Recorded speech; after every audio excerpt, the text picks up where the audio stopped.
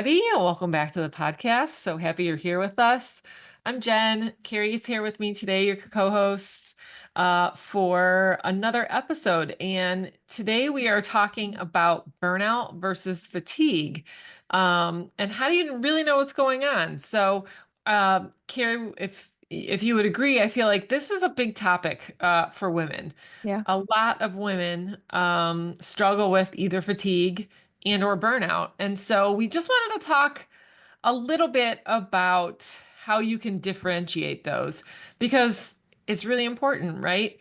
Yeah. Um, there is a difference. Fatigue can be fixed with rest, while burnout is much deeper. Your body's struggling to recover, even with enough sleep, even with the right nutrition. You just can't seem to kind of get your wind back and get that vitality. And so we just want to look at, maybe some of the signs that your body might be asking for something deeper.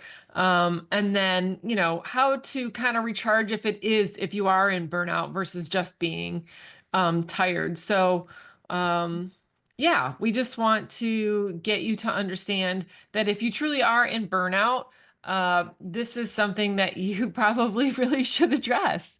Um, yeah, it's Not funny, but it's like right. Funny, not basically what funny. happens is we're tired, and then we don't really address the things that are causing our body to basically your body's sending you signals, and if you don't necessarily pay attention to them, it's going to lead to burnout at some point. But it's not like it happens overnight, truly, but it's sometimes it's a slow fade that you don't even realize is happening, and then you find yourself in burnout one day and really desperate. And we see a lot of people that are there, and it's, your body's not broken, but we need to look deeper to figure out why it's screaming for help now when it was just maybe whispering before. Um so Yeah. So the deeper kind of you know, symptoms I think for burnout would be like unrelenting fatigue that um even with sleep you don't feel refreshed. You're in constant overwhelm. You don't have a lot of stress resilience, so you can't handle any amount of stress really. You need, caffeine to actually function. Concentration is bad. You have brain fog. Executive function is not great. Those are all signs that there's probably something deeper. And you need to dig a little bit versus just the average fatigue, right? Um, which, a fatigue would be, you take a nice long vacation, and you feel better after, right? You feel recharged, you feel ready to get back at the world, or you're really intentional about sleep and eating, and you feel like, okay, like I'm catching up, I feel better, I'm getting restful sleep. Um, so if you are exhausted all the time, one, you're not alone. Two, we're going to try to help you understand the difference. We did have someone who kind of was in a constant fatigue. Uh, she thought maybe it was just being tired all the time, but it was definitely more of a burnout. And she ended up having some pretty serious immune issues. Um, I actually just spoke to her yesterday and she's doing great. She said, I have energy all the time. I don't even think about how I need to function around keeping my activities within, like this bubble, right? Because then if I go outside of that bubble, I don't feel good. She said her libido is back. And we really worked hard on replacing her minerals. And she did a really good job of addressing nervous system dysregulation. So we'll talk about that in a second. And then we addressed the immune. It was a stealth pathogen. It was Lyme. And so we had to address that. So those are some of the things. If I know for me personally, one of the things in burnout was the numbing and disconnected and being unmotivated was a big thing for me. And besides just the brain stuff. So if that is kind of where you tend to go, numbing, or maybe you're on high anxiety, right? You're on high alert all the time. Those are probably signs you're in burnout. Yeah, for sure. And it's, obviously fatigue comes with burnout, but it can definitely look different for everybody. I think when I think about the difference between the two, it's just that, like Jen was saying, a really good night's sleep doesn't necessarily get you out of burnout, right? It will help with fatigue, especially, a long weekend or doing things you love, finding joy, spending time with those, that just laughing, having fun, like all of those things should bring you out of fatigue, but won't always bring you out of burnout. And the things that help with fatigue are basically the things that you have to at least get you going in the right direction with burnout, but it is much deeper. So they are very similar in that aspect, but we want you to just kind of understand the difference and know that if you are truly in burnout, the things that you're doing that maybe will help you just almost survive, Right. not that they are wrong, but you need to look deeper, right? It's not going to necessarily fix the issue, and really help you to heal in the right way, right? It is much deeper than that. So, Jen, you want to talk about what those things might be? Sure. Yeah. One of the other symptoms I wanted to mention was getting sick a lot. Sometimes we don't Yeah. even realize that that's a sign of burnout, but because cortisol has been pumping, your immune system is not functioning the way that it should, and increased food sensitivities. So you might have digestive issues eating certain foods where you didn't before because high stress does make the gut leaky. Um, but so some of the things, when you're in burnout is a couple things. One is the what's called the HPA axis. So that's the hypothalamus pituitary adrenal axis, is really weakened, and the signaling between those organs. So within the hypothalamus, the pituitary, the adrenals, really even communicating with the nervous system. So that HPA axis or our endocrine system constantly communicates with the nervous system. And so that communication has kind of been broken in a sense, right? Meaning the body, the endocrine system's getting the input from the nervous system, but the stress response is not responding because it can't. It's super depleted. Um, so, people always coin the term adrenal fatigue or adrenal exhaustion.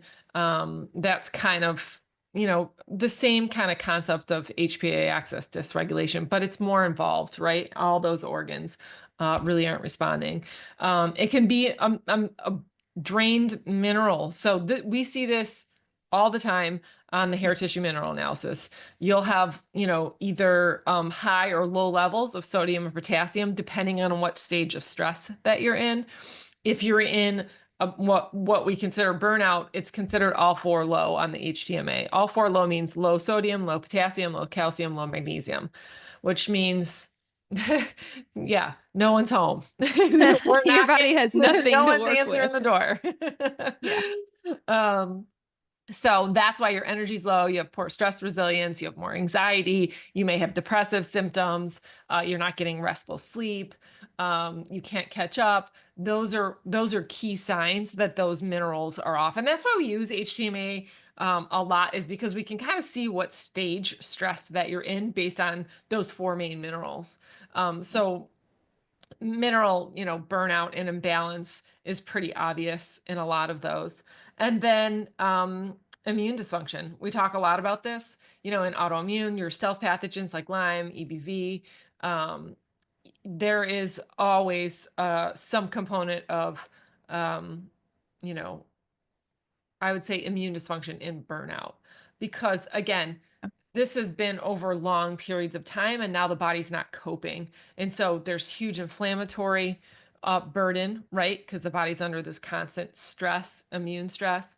And that constant immune burden really takes a toll.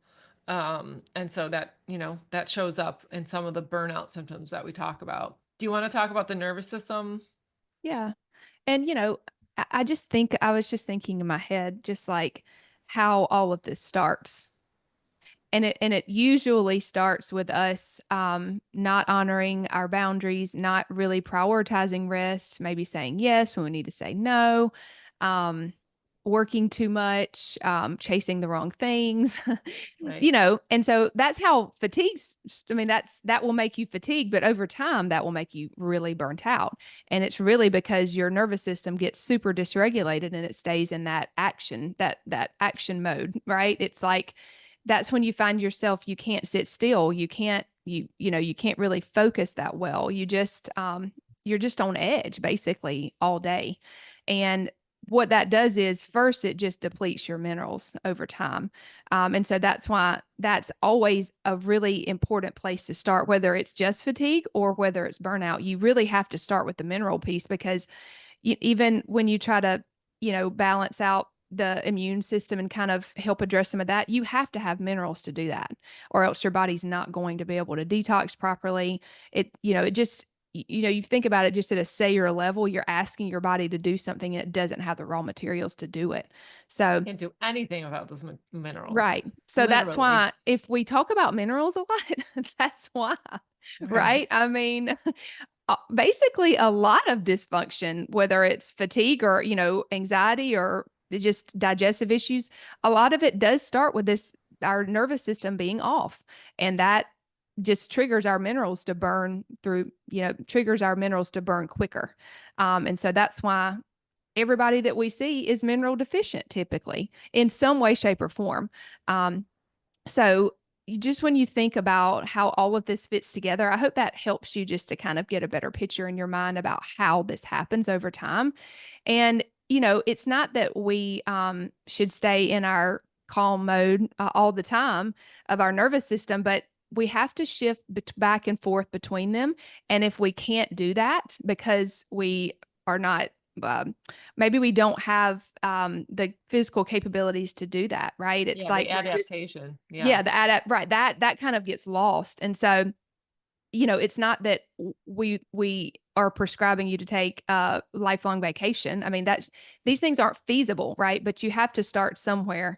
Minerals are a great place to start, and then just try to start peeling back the layers of, okay, really paying attention to getting rest more than just at night. I think sometimes when we think about rest, we're like, oh, well, we might be sleeping okay. You might be listening to this thinking, well, I sleep at night. Well, do you rest during the day? That's really important too. Not for hours, but maybe just for a couple of minutes, right? Just to take breaks during the day is really important. That's how you kind of start to get things going back in the right direction.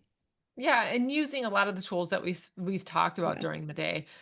And I can't stress this enough. I think the breath work, the somatic exercises, the little meditations like we've talked about, heart math, even tapping midday to help balance the cortisol, to help literally turn off that stress response in the moment is super, super important. Because if that Yeah. stress response is pumping out all day, literally the body is, like Kari said, rolling through your minerals and you just can't keep up. And Mm-mm. so, especially coming from a culture, where we kind of wear, our productivity as a prize, it's become a problem. So really taking intentional time during the day to practice, some sort of breath work, somatic, or even just stillness, right? Going for a Mhm. walk outside without music, without anything in your ears. Um, these are how you start to get out of burnout, right? Yeah. Not Mhm. working the same amount of hours. So intentionally, maybe, sometimes you can't always do this, and I get that, but intentionally, maybe cutting back or again, taking the breaks, right? You're working Yeah. every hour, but maybe you take 10 minutes out of every hour, right? Mhm. Um, There's always a choice that you can make that will yep, help. Even though yep, I get, you might be thinking, well, this is just not, I just don't have time. Well, you've got to make time. right. I mean, truly, like if your health should be a priority, especially if you're in burnout, you're not really serving your family and those that are around you very well. And so it's not selfish to take time out for yourself. We're not talking about going to the spa or that kind of self-care, right? We're literally talking about prioritizing stillness in your mind and body, even if it's just for a few minutes during the day, and just trying to prioritize things that bring you joy. And a lot of this is a mindset shift. So I definitely understand that if you're in burnout, it's probably because, like I said, you're chasing the wrong things or you've overworked in the past or whatnot. And there's a lot of humility in saying, I've done this wrong and it's time to just change some things, you know? So sometimes it is a lifestyle change, but I think it starts in the mind often. Yeah, the awareness. Yeah. Yeah, that was a big thing for me, about what I wanted versus about what God was calling me to. Right. Yeah. Because I was a kind of an type A achiever, and I always wanted to do, which Right. that didn't do me any favors. Well, it usually doesn't, right? No, It's not that right, we shouldn't be ambitious, but we need to be ambitious for what the Lord wants us to right. do, and also do it in His strength and not ours. That's what we're Amen. called to do. But Yeah, but you again, take that type of personality, then with you start getting into restrictive diets and oh restricting right, carbs and yeah, under eating. I know I under ate carbs for years because I thought carbs were quote unquote bad. hmm Um, all that you put everything together, the immune burden, the nervous system dysregulation, the cortisol pumping, the under eating, and that over several years, that's how you get to the burnout. yeah, And it's easier to recover when you're younger. As we age, it gets a little bit harder and harder, obviously, for obvious reasons. We're just not recovering like we used to. yeah, So I think everybody's different, but to recover, you really need to prioritize what your body needs. And, you might need someone to help you do that. Whether it needs specific nutrients for, as we talked about, the stress response to HPA excess, whether you need to address immune burdens, whether you need to maybe tap in and do some trauma release stuff, or, you know, focusing on emotions. But you want to do it one step at a time, right? You don't want to do everything at once because you want to stay within your what they call the window of tolerance. And for yeah. again, everybody that's different. And if you tend to be more burnout, your window of tolerance is going to be very small. That means what you can do without getting like throwing you into just what's the word I'm looking for? Dysregulation to throw you Uh, out of balance. yeah, Yeah. that's Right. that's what the window of tolerance is. What your body can handle right now, and if you're burnt out, it can't handle a lot. Right. So you want to stay within I call it the adaptation window, where you can still adapt. Yeah. When Okay, you're that's out the of word. your window of tolerances, you can't adapt to the Mhm. change or to even though, for instance, exercise, even though exercise is good stress, it's still stress. You can't tolerate the good stress, right? You Mhm. can't adapt back into a regulated state after exercise. Yeah. That would be out of your window of tolerance. So, yeah, there are many things Mhm. that baby steps that we can do within their window Yeah. of tolerance. Um, and you can kind of see where a lot of your stress might be coming from, just by taking a deeper look into some of the things that we talked about. Yeah. So we hope this helps you just to kind of see things for what they are, maybe decipher if you're just tired or And you if you're could be truly just burnt tired. out. I mean, you definitely could be for sure, right? And that's I mean, we should end each day exhausted because we've chased after what the Lord wanted us to chase after. We're not saying you should never be tired. Don't hear us say that. We're just saying that if you're in the burnout stage, you need to really look at some of these things a little bit deeper because it just the road is different when you're burnt out and your body needs more support. And so we want to just encourage you to if you need help, ask for help. We would love to be that source for you if you feel like it's a good fit. Especially if somebody's burnt out, a lot of times they can't think clearly, I mean, truly. And Yep. so sometimes you need somebody to just tell you what to do for a little bit, right? Right. Yes. True. I mean, you kind of have to baby yourself and there's nothing wrong with that. So you need to give yourself grace and but see things for what they are because those around you, need you and they need you at your best. And so that's what we want to help you to be able to get back to Yes. in whatever way whatever that looks like for you. So reach out if we can help at all. Our contact info is in the show notes as usual. Let us know if you have any questions about anything that we've mentioned. We would love to have a conversation with you. Um, And if so, this is the first time you're listening, you can head to our website and take our quiz. That's just to give you a quick idea where some of your fatigue or if yeah. you're in burnout might be coming from. Um, yeah, we would All love right. to help. Yes. Thanks for joining us. See you guys on the next episode.